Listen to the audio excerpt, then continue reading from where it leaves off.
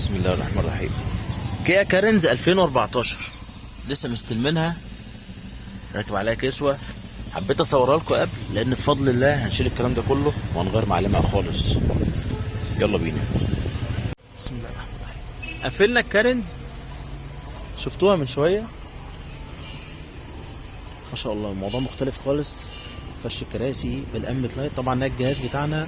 ادي الابلكيشن اللي قدام حضرتك اللي بيغير زي ما انت متعود معانا. حفظت انتوا بس انا لازم اوريك اول باول عشان لو انت بتتفرج علينا اول مره. ما شاء الله صعب السياره. اختار فرش اسود، تطعيم صغير بيج نفس درجه الباب والطبلون. احنا ما عملناش لا في الباب ولا في الطبلون حاجه. تصميم الجي تي بالمكنه الكمبيوتر مع خيط بيج.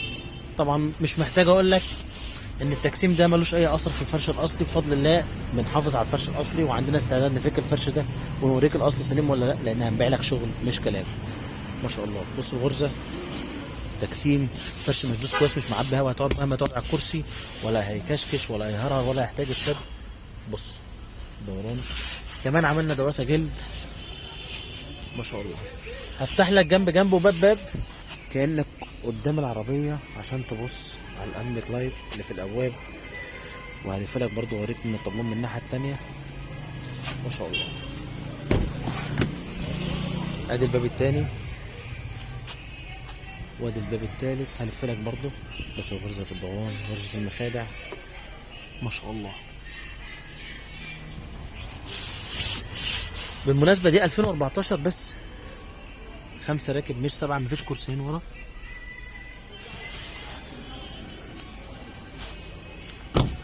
العربيه دي جات لنا من الشرقيه، فيا رب دايما عند حسن ظن الناس كلها، سواء اللي بيجي من المنصوره من هنا او من اي محافظه تانيه، اللهم امين. بص الغرزه، بص الغرزه، ادي الغرزه قدام حضرتك، وادي الامن من هنا برضو زي ما قلت لك. انت بتتحكم انت في النور. وادي الباب التالت، عايزه بقى لون واحد، عايز لونين، انت معاك الابليكيشن، عيش حياتك واختار اللي يعجبك. ما شاء الله.